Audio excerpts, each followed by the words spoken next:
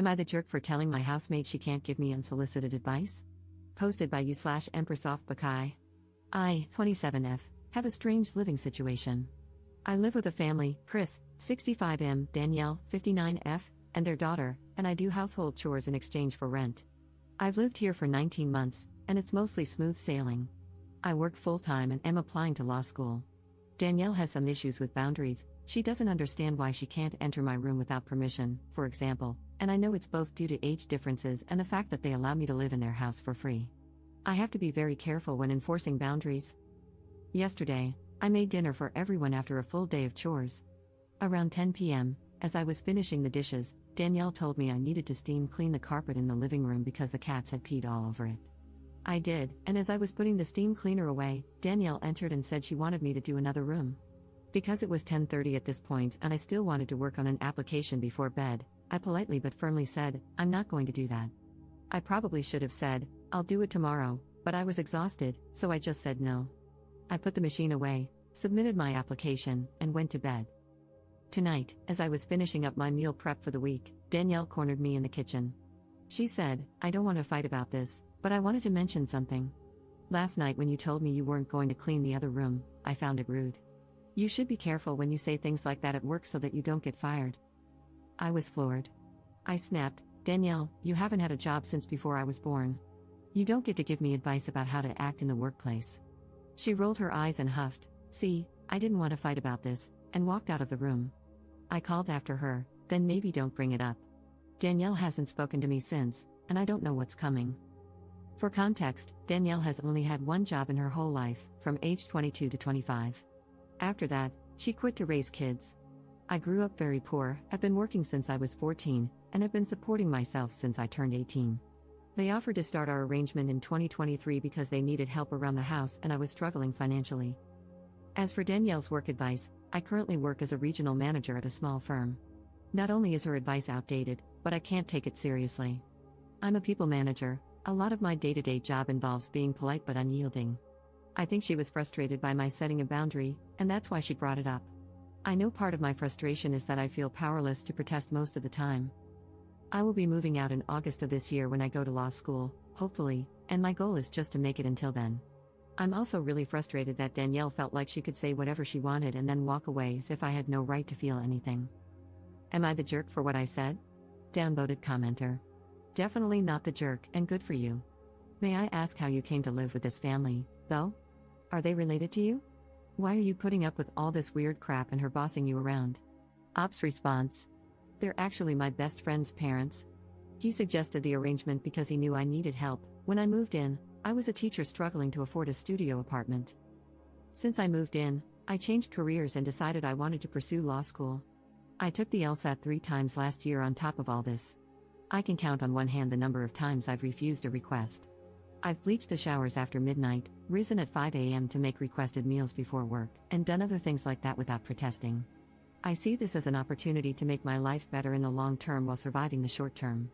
I just wanted to say no this time because, truthfully, I physically couldn't handle fulfilling the request. Danielle was insistent it had to be done immediately because they wanted to go to bed at 11 p.m., but I just couldn't do it. Commenter. Do you have a rental agreement in writing?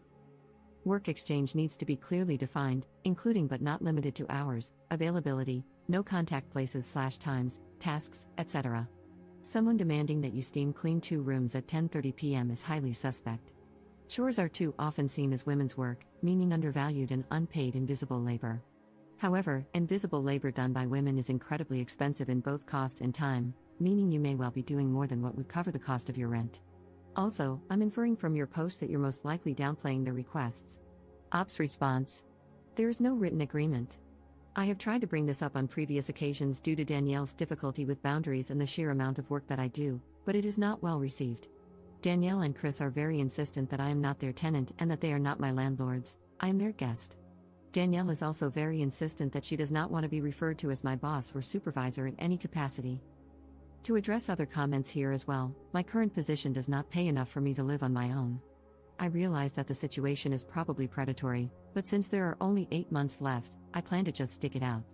It has saved me a lot of money, and I'm thankful for that. Top commenter. You're the jerk, not for saying no, but for how you said it. You were not polite. Also, Danielle is not your housemate, she and her husband are your landlords and bosses. You may not be paying rent, but you are paying by being live-in help. Ops very downvoted response. Danielle and Chris are very insistent that I am not their employee or tenant and that they are not my bosses or landlords, rather, I am their guest, and they are doing this out of the goodness of their hearts. Update 1 day later. I was voted the jerk, which I understand. What I do adds up to about $2,000 per month if you go by the standard of $20 per hour, or about 100 hours per month. Most of those hours are concentrated on weekends and 2 to 3 evenings per week. I make enough food that there are leftovers, so I can have a couple of nights off. Included in those hours is a lot of care for their adult daughter, who lives with us and is disabled. If I babysit the house pets while the housemates go on vacation, which happens a lot, I charge a $20 per day stipend. We have 2 dogs, 3 cats, a gecko, and some fish. One of the cats is mine. This is why I clean the carpet without protest, because it's just as likely the piss was his as any of the other cats. I've said no to requests 3 times in 19 months, and each time has been met with pushback like this. All 3 refusals were due to the time of night they were asked. Many have called this a form of modern-day slavery, and I see where you're coming from. I've been fine with the situation remaining largely undefined because even when I protest chores, I haven't been threatened with eviction. I entered into this situation at a time when I was overwhelmed and desperate. It might be predatory, but it was the best opportunity I had. I could have protected myself better going in. As for why I stay in it, it's because there's an end date in sight, and it will set me up well to keep funneling money into savings for the next few months. If I were evicted, it would suck, but I would be fine. It's not ideal, but it works. I recognize that I should have worded my response better at the time. However, I do want to push back on the idea that I have to do everything they say just because they own the house. If a boss demands overtime from me that's not previously agreed on, I am allowed to say no, and I have done it many times without affecting my employment whatsoever. In fact, my current boss, whom I've done this with the most, often using the same wording as here, wrote me an excellent letter of recommendation for law school. Times have changed since the 1980s, and saying no to unreasonable demands is becoming more and more acceptable. What she meant when she said, "You should be careful when you say things like that at work," was that I shouldn't be assertive at all in a situation where I am a subordinate, which I very much think is outdated advice. I was not invalidating the difficult work of raising a family that Danielle did. I would not dream of offering someone else parenting advice because I haven't been in their shoes. Hypothetically, if the last time I had raised a child was 30 years ago, I also wouldn't give advice on raising a kid in the iPad generation. Danielle should not be doing the same to me about work. She is not my professional boss. She has never worked in my field. She knows that she is not my landlady either. If she were, there would be a whole lot of rules she would need to respect that she doesn't want to, such as entering my room without notice. Again, because I am getting some benefit from the situation, I don't and won't threaten legal action here, as I have enough documentation to protect myself. In addition, Chris, Danielle, and I all have personal stakes in making this work. We have a ton of mutual friends, one of whom is their son and my best friend. Danielle and Chris have some chronic illnesses that make housework hard for them, so they are also getting a lot out of this situation. I plan to apologize and smooth things over. I will follow much of the advice mentioned here about protecting myself better moving forward. Perhaps naively, I hope this will end well. Danielle and I actually get along very well most of the time. We don't hate each other by any means, and we both ultimately want to see the other happy. That's why this has worked for so long. To everyone who says that this situation proves I don't have what it takes to be a lawyer, don't worry, you will probably never be my client. Second update 2 days later. First, as an aside, many of the comments here missed the point. Danielle was not angry with me for refusing to do an additional chore at 10:30 p.m. That was not the issue. Even under the most generous interpretation, demanding additional overtime work at the end of a 14-hour shift is unreasonable, and she knew that.